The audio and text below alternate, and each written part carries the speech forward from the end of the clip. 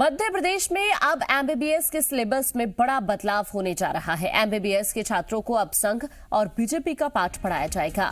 अब medical ethics में दीनदयाल उपाध्याय के विचार पढ़ाए जाएंगे।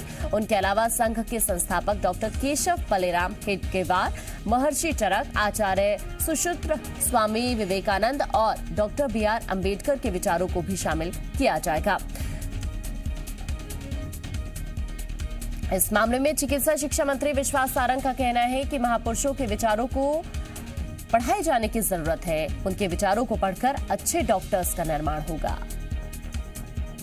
दीनदयाल उपाध्याय जी हो, अम्बेडकर जी हो जिन्होंने संविधान का निर्माण कराया, विवेकानंद हो जिन्होंने इस देश की दर्शन को 7 समुंदर पार जाकर लोगों को समझाया, महर्षि अरविंद हो, चरक हो जिन्होंने भारतीय चिकित्सा पद्धति को आगे बढ़ाने का काम किया। तो ऐसे विचार और ऐसे विचारकों को जब हम पढ़ाएंगे तभी तो हमारे जो डॉक्टर्स है उसमें एथिक्स की पढ़ाई हम ठीक ढंग से दे पाएंगे। और अच्छे नागरिकों का निर्माण करना है तो निश्चित रूप से ऐसे महापुरुष जिन्होंने हिंदुस्तान की एकता अखंडता के लिए, हमारे विचार, हमारी संस्कृति के लिए काम किया, उन्हें हमें पढ़ाना चाहिए। एमबीबीएस छात्रों को बीजेपी और संघ का पाठ पढ़ाने पर कमलनाथ ने निशाना साधा है। कमलनाथ ने ट्वीट में लिखा है कि बीजेपी शुरू से ही अपने विचारधारा और अपने खास एजेंडे को लोगों पर थोपने का काम करती है। अब मध्य प्रदेश में एमबीबीएस के छात्रों को जनसंघ और आरएसएस के संस्थापकों के विचार पढ़ाए जाएंगे।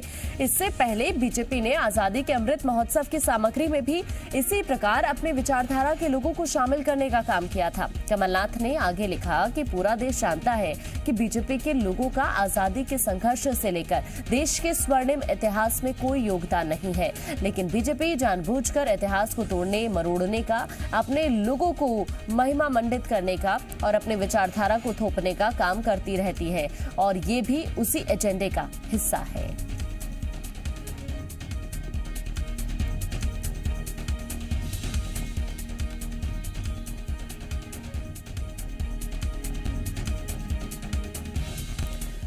मध्य प्रदेश में एमबीबीएस के पाठ्यक्रम में आरएसएस संस्थापक हेडगेवार और पंडित दीनदयाल की जीवनी शामिल करने पर सियासत तेज हो गई है।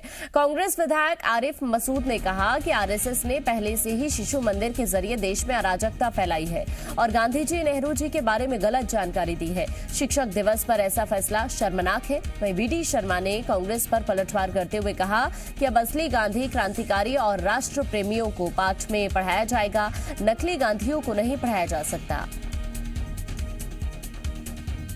गांधी जी और नेहरू जी के बारे में जितना अनर्गल कर सकते थे वो करा। और आज के दिन ऐसे दिन जिस दिन स्वर्गीय राधा कृष्ण जी का हम लोग शिक्षक दिवस पूरा देश मनाता हो, उस दिन उनकी दी हुई शिक्षा में भी आज एक प्रयास करा उसको नाकाम करने के लिए। उनके चरित्र के ऊपर इस तरह का आरएसएस के लोग अगर उस दिन एमबीबीएस को डालेंगे तो उसकी जितनी निंदा की जाए देश को निंदा करना चाहिए।